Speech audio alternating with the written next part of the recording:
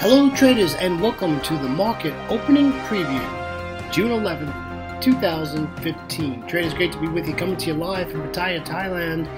Bright blue sunny skies, hot and absolutely gorgeous outside. Traders, always good to be with you. Remember, this is brought to you through FXCL Excellence in Trading. Traders, please come and visit us at fxclearing.com for your trading solutions. Traders, let me introduce myself to you. We've got a lot to talk about today. Some crazy charts out there. My name is William Gilday. I'm your moderator for the Market Opening Preview series, which is brought to you every single day before the London Open. Traders, I started trading in the year of 2006. In 2008, I retired from a wonderful 27-year career in the Fire Rescue Department out of the great state of Florida. Traders, I came to Thailand for a 3-month holiday. Well, it's 2015 and I'm still here and trading Forex every single day. Don't necessarily take trades every day, but I'm listening, watching, and looking for opportunities and probabilities to be successful in my trades. And education is so important. I'm a YouTube fanatic, always listening to what other people have to say and what they're doing, and just tweaking my style, and always trying to get better. This is not a job where you just do it one time and you don't change. You always have to keep improving. All right, that's enough about me. Let's get over to the risk disclaimer. This legal stuff. Forex trading has a large potential rewards, but also a large potential risk. You must be aware of the risks and be willing to accept them in order to invest in the Forex market. Most of all, traders, please do not trade with money you cannot afford to lose. Traders, always remember that past performance of any trading system or methodology is not necessarily indicative of future results. All right, let's head on over to news and commentary. Let's take a look at the indices. The US 30 closed in the green at 1.32%. The S&P 500 in the green at 1.20%. The NASDAQ in the green at 1.25%. And the Russell 2000 in the green 1.20%. And that was at the New York close. Let's move over to the Eurozone, and we'll take a look at the DAX. The DAX closed positive 2.40%. FTSE 100 was up 1.13%, with the CAC 40 up 1.75%, and the Euro Stoxx 50 up 2.02%. And if we take a look at what's going on in Asia, if you remember, these countries are currently trading as they are open. The Nikkei 225 is up 1.41%, with the S&P ASX 200 Australia is up 1.20%. They had data release come out today. They had unemployment change and unemployment rate, and their numbers came out very well today in the Asia session. The Shanghai is in the red at 0.75%, and the Hang Seng is in the green at 0.80%, and the Kospi is in the green at 0.47%. That's what's going on our indices. Let's take a look at what the calendar's got. Really, the only thing that we have is at a very inactive time during Asia is we have industrial production year on year out of China, which will affect your Aussie pairs. So just keep an eye on that. Realize that China and Australia does a lot of work together, so their news is our news. In the U.S. session, we have a couple of things that are high impact. One is retail sales month on month, and then we have core retail sales month on month. So please keep an eye on that data as that comes out. And then about 45 minutes before noon on Eastern Standard Time, you got the Bank of Canada Governor Politz is going to be speaking. So that's what's going on. As far as the indices and our calendar today, commentary is, wow, Kuroda from the Yen pairs, Mr. Kuroda, has been talking a lot in the last 2 days. And basically, I read in today's paper that and I was not at my computers yesterday, but he apparently said that they're going to do a stimulus. Their yen is way too weak, and they need to do something so it doesn't go any lower. He said it's okay where it's at, but it needs correction.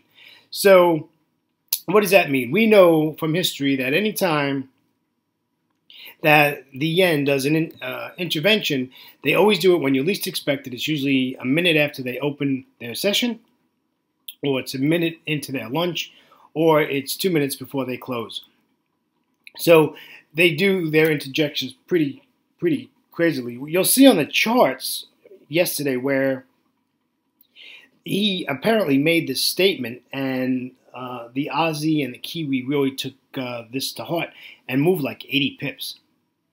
So be careful if you're in yen pairs, and make sure your stops are tight, because this is going to happen. It's just when, and they don't tell you nothing. They're not going to tell you, listen, we're going to do this on January 15th at 9 a.m. It's not going to happen. They're going to do their intervention when they want to do it, but I expect it soon. I would not be surprised to see it at the close of their Friday session. Would not surprise me at all. So I think that's one thing to keep in mind. The other thing to keep in mind, my friends, is that we have Greece is still on the top of the fundamental, let's really mess with the charts. Anything that's said out of that is just been, the markets have reacted. It looked like yesterday it slowed down a little bit. Not a lot of chatter as G7 had stopped. However, they're coming down to some deadlines now. And I know we keep getting these deadlines and they keep moving these deadlines, but the end of June is it. I mean, something's got to be done by the end of June.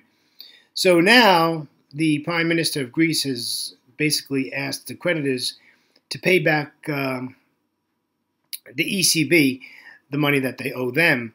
So we're going to see how this works out. But every day there's something, and it's affecting our trading.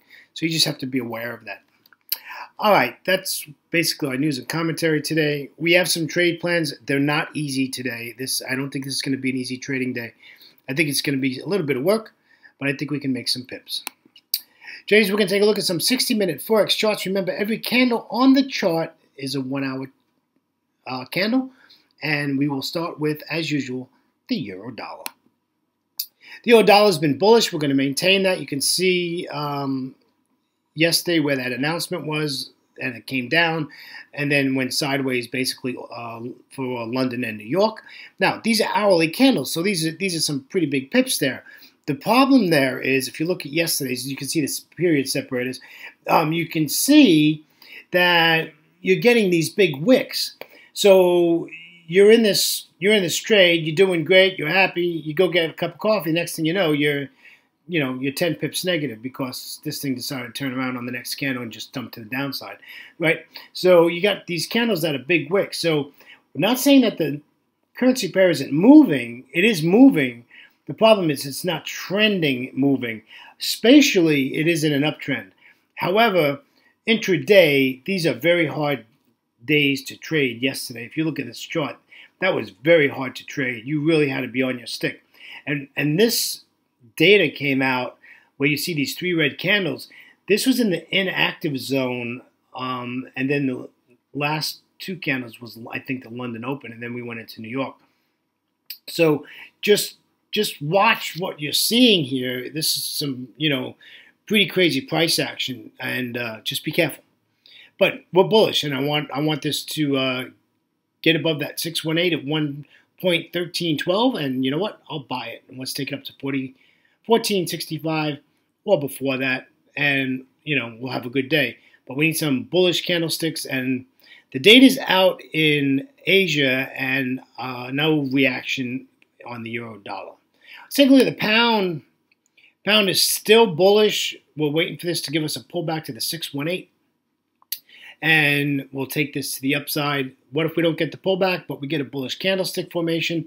You know what? Take the trade. You got plenty of room to get up there to that 56.35 take profit area.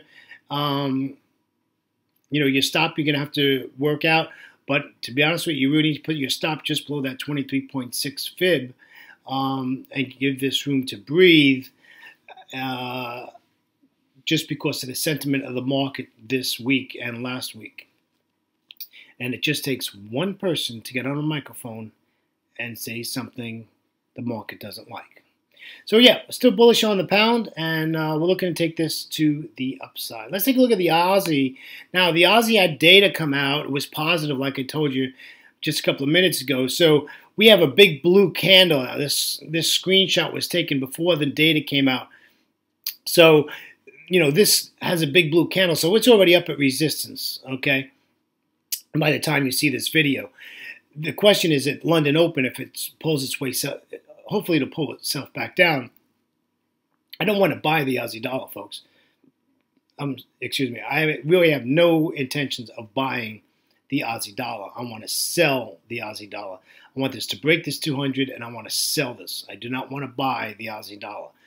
If you take a look at the daily chart, you wouldn't want to buy the Aussie dollar either. So we do not want to buy the Aussie dollar. All right, let's take a look at the Euro Aussie. You know, this took me a long time to figure out how I was going to work this trade plan, because this has been bullish.